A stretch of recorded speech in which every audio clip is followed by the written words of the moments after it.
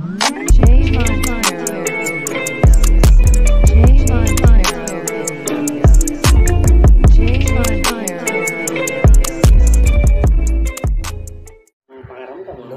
lang kuya. Ayun ang trabaho niya kasi. Yo! What's up? Good morning mga pre! Alright, kamusta? Kamusta na kayo dyan? Kamusta na yung kapakaramdam nyo? Mga kaguluhan ng isip, mga iba't ibang sensation sa katawan, no? Umuokay na ba kayo? Or ganun pa rin? No?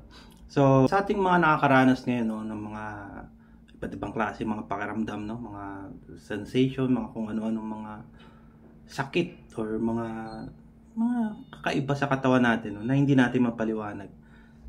Minsan nagiging ano natin tong mga video na ganito, no. Ay, ito yung kay Jay Montero, okay to eh. Ay, ito kay ano, okay din to eh. So, paano yun? Paano natin maano yun kung hindi naman natin maisa sa buhay lahat ng mga sinasabi or mga pinapaliwanag, no? Kasi minsan akala natin, magiging okay na tayo sa ganito. Kahit manood ka lang, okay na, di ba? Minsan meron tayong mga pagkakamali, no? Nagagawa dahil nga nagiging ano na tayo, nagiging sandala na natin itong mga ganito. Gaya ng mga minsan nagsasabi sa akin na ginagawa nilang pampatulog, yung mga video, no? Minsan nakakatulog sila. Yung sa mga hirap matulog ngayon, no? Naka-play lang daw tapos hanggang sa makatulog na sila, no? So dapat ang ano doon is isa sa buhay natin, no? Lahat ng mga naiintindihan natin. Hindi pwedeng dadaan lang siya o naka-store lang dyan. Dapat ganapin natin yun or isa buhay natin yung mga aral na yun, no? Ay, ayun pala yung sabi ni Jay Montero. Sige, sisimulan ko na ngayon mga ganito, mga pagbabago, di ba? Lagi nyo naman naririnig sa akin yan, pagbabago na dapat meron tayo, no? So ang topic natin ngayon is about sa mga mali, no? Tama yung nabasa nyo dun sa thumbnail ko, no? Mali. Mali na nagawa. Although ako din naman, no? Aminado talaga ako mga mali ko noon, no? Pero nabago ko na yun. Kaya nga nakarating na ako sa ganito. Nag-share naman ako sa inyo, no? Although sa una talaga napakahirap kasi changes, di ba? Babaguhin mo lahat yun na dapat na kailangan mo kasi sa atin, di ba?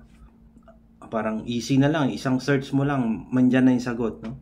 Pero yun nga minsan, nagiging dagdag pa yun sa isipin natin, yung mga na-research natin ganyan, no? Kaya dapat meron kang sinusundan or mga, although ako sa akin kasi, kumbaga nabuo na yun eh, nabuo na sa akin yung mga, ito yung focus ko, hanapin kung anong sagot dito. Yung mga tanong ko, dapat masagot yun ng isa lang, isa. So yun nga, natagpuan ko na si Claire Wicks, no? Lahat ng mga tanong ko nasagot niya. Na bakit ganito yung nararamdaman ko, bakit ganun, di ba? So yun.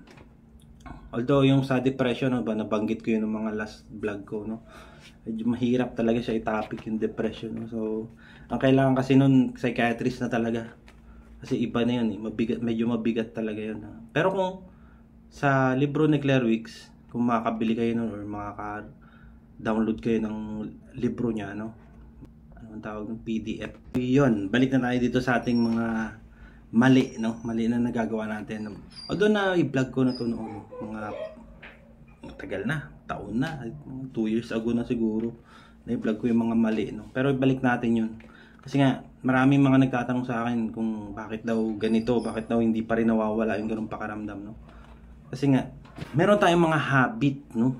Although yung habit kasi, hindi naman natin talaga kagustuhan yan, no? Pag may naramdaman ka, ganito na yung ginagawa mo, automatic, no? Nagiging automatic na siya kasi yun yung ano mo eh, yun yung pang-depensa mo dun sa nangyayari sa halimbawa. Feeling mo magpapanik ka na, no?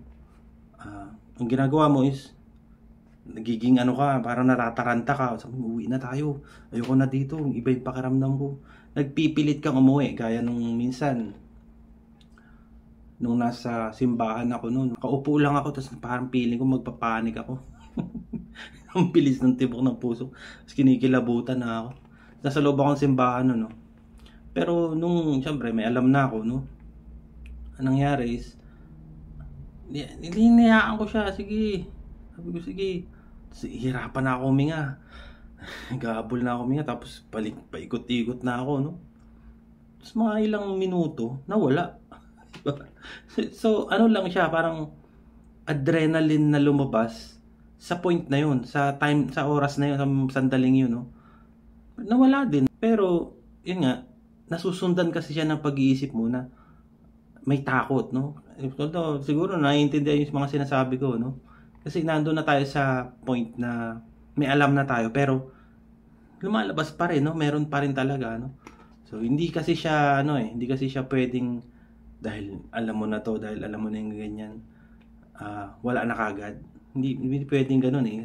Kailangan meron ka talagang maramdaman kasi yun yung proseso, yun yung healing mo eh. Doon ka nag-heal sa paraan na yun, no? Hindi man sa nilalabanan, kasi dati ko pa naman sinasabi, no?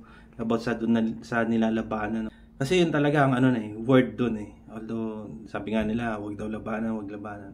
Pero yun talaga lumalabas na word, no? Pero para sa akin is hayaan. Hayaan nyo lang, no? Sabi nga ni Clairvox is, hayaan mo manginig ka, hayaan mo kahit yung feeling mo, mapapatakbo ka, huwag kang tumakbo, hayaan mo. Ganun kasi siya eh. Kasi pag pinagbigyan mo, ginawa mo yung nasa isip mo, wala. Para ka na ulit nagsimula sa simula, no? Balik, parang babalik ka sa zero. Ganun. Parang wala lang. Ginawa mo siya, sinunod mo pa rin yung nasa isip mo, walang nangyari. So, yun. So, dahil nga dun may sa mga hobbies natin, no? Meron tayong mga behavior na nabuo sa atin dahil nga, siyempre, may katagalan, ano?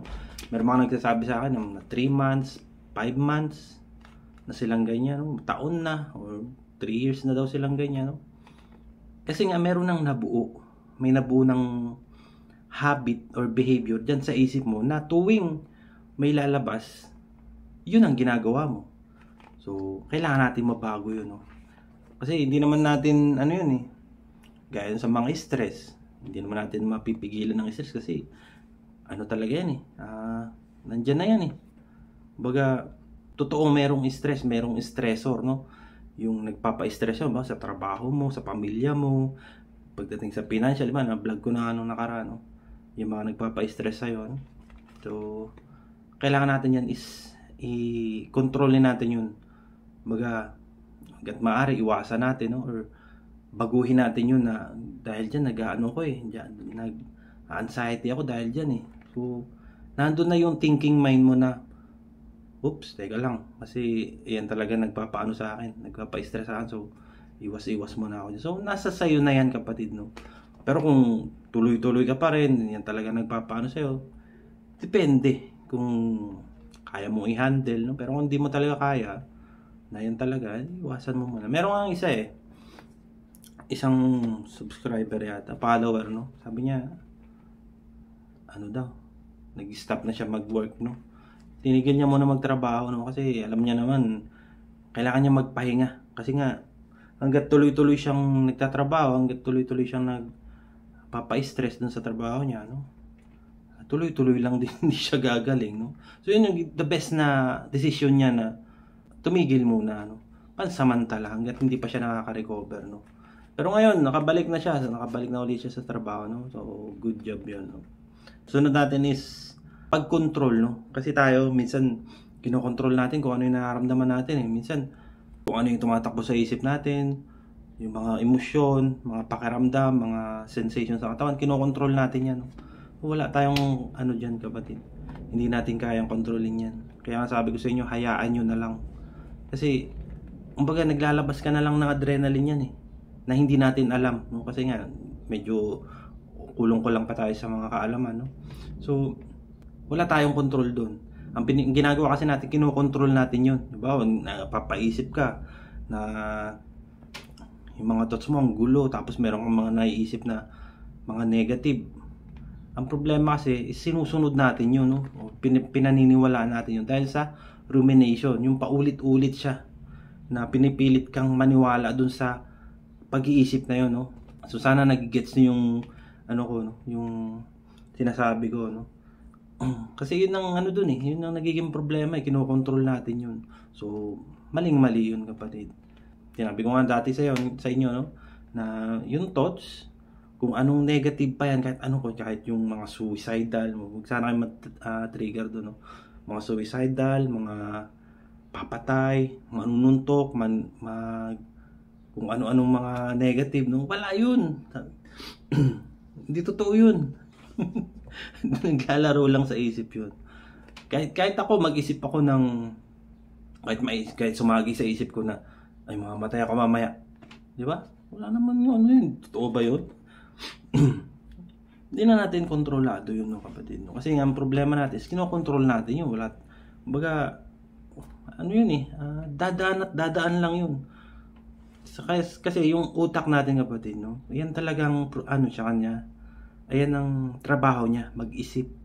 So kung ano yung ipapaisip niya sa'yo, isip ka lang ng isip, no? Ang ano dyan is yung nasa sayo, yung pag-control mo dun sa pag-iisip na yun, no? Nasa kamay mo pa rin yun. Kasi kung hanggat naniniwala ka dun sa mga ano na yun, mga kaisipan, magbibigay sa'yo ng kaba yun. So yung kaba na yun, magbibigay ng mga kung ano-anong pakaramdam sa'yo. Meron din isa beses, lagi daw siyang kinakabahan. Meron tanong yata yun. Lagi daw siyang kinakabahan na hindi niya alam. Nakaupo lang daw. Wala namang ginagawa, kinakabahan. Kasi nga, isip eh. Nasa thoughts mo yun eh.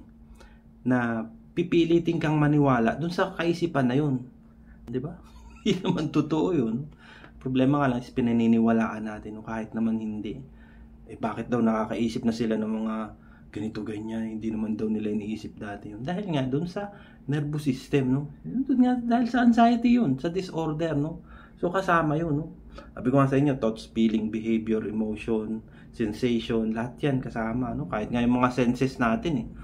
Although yung mga paningin, pag nakasense sila ng mga kakaiba, magbibigay ng ano sa'yo yun. Kumbaga, para tayong ano kasi, para tayong nana, di ba? Nasabi ko nga itong mga luma akong vlog, para tayong nana na kapag nasagi mo siya, di ba? Magnanak na, masakit, di ba? Ganun tayo ngayon eh. Sa state natin ngayon, lahat ng bagay nakikita natin, naamoy, nalalasahan, naririnig, mga napapanood, lahat yan, no? Tapos mga kati-kati sa katawan, dun yung hypersensitivity natin sa mga lahat ng bagay, no? So, sa healing kasi, isa-isa mawawala yan. Isa-isa yan. Although nandyan pa naman, no? Gaya ng pandama, no? Makakahawak ka ng mga bagay-bagay. Nandyan yan. Pero yun nga yung pagpasok nung kaisipan mo na itong bagay na to, pangit to, ganito, ganyan. Magbibigay sa'yo ng kaba yun. Magbibigay ng something sa katawan mo. No? So sana nagigets niyo yung point ko doon, no? So yun ang ano doon, yung wag mo ko kontrolin, no, kapatid. Wala tayong anong sa healing kasi, wala tayong ano diyan. Labas tayo diyan sa pag-control sa kanya. Lalabas at lalabas yan, kapatid. Ang problema nga lang, sabi ko nga sa inyo, na dito eh, humaharang tong utak natin doon eh. Yung mismong thinking mind natin doon sa kaisipan na yun. No? So, wala. Hanggat pinaniniwalaan mo yun, maniniwala talaga ang isip mo. Dahil nga, siyempre, sabi nga nung ano, di ba? Hindi alam ng nervous system natin kung ano yung totoo sa hindi, no? So, automatic yung katawan natin is magbibigay ng ano yan. Bibigay ng reaction, magbibigay ng something sa'yo, no? Na kakatakutan mo ulit. No? Nanakit yung lalamunan mo, no? Ang hirapan ako lumunok. Parang mamatay na ako. Yun. Para sympathetic, no? So, yun. So, na natin is overacting, no? Nagiging ano tayo kasi, konting maramdaman, konting sensation sa katawan. Nandyan na naman si isip mo, no? Ala, ano itong nangyari sa akin? Sumakit yung ulo mo. Ala, para talagang meron na akong ano. Yun. Yung mga halahala mo na ganyan, no? Na, oh my God. Ganun natin dyan. Yun yung nagpapalakas sa kanya, no? Kasi nga, kulang pa eh. Hindi mo pa siya alam eh. Though, sabi ko nga sa inyo, yung ibang mga sensation dyan sa katawan nyo, may lalabas at lalabas pa. May mga bago, may mawawala. Yun ang mangyayari sa atin kasi. Although sa akin kasi gusto ko nga, lumabas na siya eh. Diba? Sabi ko nga sa inyo, lumabas na lahat. Para maging familiar na ako dun sa pakiramdam na yun. So, kung nararamdaman mo siya ngayon, tas nawala, tas may pangapanibago, common yung kapatid. Kasi nga, pagdating sa mga muscle pain, di ba? Buong katawan natin yan, may muscle eh. Kung nagpo-focus ka lang halimbawa sa likod mo, masakit yung likod mo, So, kung mawala yun, meron na naman tutubo na iba, no? Nakadepende ang kapatid, no? Ang nagiging ano lang natin is yung paniniwala natin na part yun ng anxiety. Okay yun. Okay lang yan. Ganyan, baga ganon. Bisa kasi, parang nababaguhan tayo sa mga ganyang pakaramdam, no? Kaya nga gusto ko sa inyo is, mapalabas nyo na lahat yan. Sige, lumabas ka na lahat. Para pamilyar na ako dyan sa ganyang pakiramdam. Pero isa-isip natin palagi na yung ibang mga pakiramdam na yan is minsan gawa lang din natin, no? Minsan mga, gaya yung sabi ko sa inyo, pagtulog, di ba? Minsan pa-stiff neck ka. Ang problema lang, kung may stiff neck ka, ang ginagawa mo naman, paparami mo na naman yung iniisip mo about dun sa stiff neck na yun, part lang yun ng nangyari yun dahil sa pagtulog mo, no? Or minsan, napagod ka ng maghapon, na sumakit yung katawan mo kinabukasan. Normal yun, di ba? So, minsan tatanungin din natin yung isip natin kung ano ba yung ginawa natin kahapon kaya tayo nagkakaganito, no? So, yun. So, yung sunod natin is yung it always pass, no? Lahat naman yung mga pakaramdam mo ngayon is lilipas naman, no? Nasa nyo naman yan, nasa pagtuklas nyo naman yan, yung mga pakaramdam nyo na hindi naman siya nagsusustain, di ba? Hindi naman siya yung talagang maghapon na sunod-sunod na yan. Ba nangyari is nawawala naman siya. Yun ang katotohanan doon, kapatid, no? Na hindi niya kayang i-sustain yung sakit na yan, yung mga nararamdaman mo ngayon, ng maghapon talaga, 24 hours talaga nararamdaman mo. Hindi. Nangyari lang siya dahil nagdudugtong-dugtong, no? Kumbaga nagsusunod-sunod siya. Kaya pakiramdam mo, tuloy-tuloy siya, no? Hindi totoo yun na kaya niyang maghapon talaga. Sabihin na lang natin na 2 hours o 1 hour, no? Bisa nga saglit lang di ba? Gaya ko dati, no? Matagal na nga sa akin yung hirap ko sa paghinga ng 10 minutes. Walang 10 minutes, parang mga 1 minute lang siguro. Tapos mamaya wala na, okay na ulit, no? So hindi niya kaya mag-sustain kasi ang adrenaline ng tao, may limit yun. So kung sinasabi nyo na maghapon talaga, na hirap kayo, no? Kasi nga, wala kayong no? Anong nangyari is napapagdugtong-dugtong nyo siya na ganitong oras. Parang gano'n, ang hirap i-explain, no? Pero wala talaga kasi may limit ng adrenaline ng tao, no? So hanggang dun lang talaga yun. So, ang kailangan natin yan is harapin natin yun. Ay, wala naman to, okay lang naman to Although nakakaramdam ka ngayon, okay lang yun, wala namang problema. Mamaya wala na, okay na, di ba? So kayo na lang din halos makakatuklas niyan, kapatid. Hindi naman sa mga sinasabi ko lang sa inyo, no? Kayo din, na kayo na nakakahawak ng katawan nyo, no? Kayo yung makapagsabi niyan, no? Kung talagang totoo ba na maghapon talaga 24 hours na ganyan ang pakaramdam nyo. Hindi totoo yun. So sunod natin is yung stress, no? Stress na naman, no? Minsan kasi tuloy-tuloy pa rin tayo sa stress na yun, yung nagpapa-stress sa atin, no? Nabanggit ko na pala ito kanina. Basta isipin mo lang na nasa progreso ka pa. Kumbaga, nagpa-process pa yung katawan mo, ma-normalize yung ganung pakiramdam, no? Kailangan niya muna mag-heal sa sarili niya, kapatid, yung nervous system mo, no? Kaya kailangan, wag muna nating kumbaga ito diba, may sugat ka. Hindi siya gumagaling-galing kasi nga, lagi mo binabasa, lagi mong kinukutkot, lagi mo nilalaro, no? Paano nga naman gagaling? Paano magsasara yan? Kung tuloy-tuloy ka pa rin na pagkamot dyan or lagi mong pinaglalaroan, no? Talaga, yan. Kumbaga, yun ang example natin, no? Kaya hindi siya makagaling-galing. So, kailangan natin siyang bigyan ng panahon para gumaling. Kaya kung sa iba, no? Ang tagal na raw, gusto na makabalik sa normal, makabalik sa dati nilang ginagawa, no? So, kailangan lang natin bigyan ng panahon yun para gumaling yung katawan natin, no? Susunod natin yung takot, no? Naman talaga, present naman lagi talaga yung takot na yan, no? Yung mga takot na sa pakiramdam mo na hindi mo talaga mapaliwanag, no? Ayan. Dahil nga present na yung takot, wala na. Lahat na ng mga pakiramdam na yan lalabas talaga kasi natatakot ka. Nandyan na yung bilis ng isip mo, no? Bilis mong kasi nga nandiyan na yung peer response, no? Yung fight flight freeze. Kapag na-activate na yun, diyan na lalabas yung mga kung ano-anong mga pakiramdam, no? Kasi nga natatakot ka. Natatakot ka sa mismong pakiramdam na yun, no? na hindi natin alam na umiikot lang tayo dun. No? So, ang kailangan sa takot is kaalaman, kapatid. No?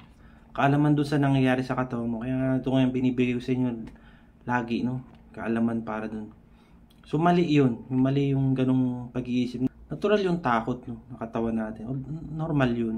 Problema lang is may dalawang klase kasi ng takot.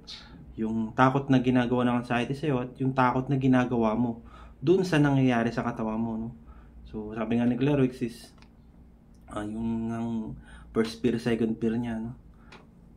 So, kailangan natin matanggal yung second fear na yun. Yung takot na ginagawa lang natin, no? So, yun.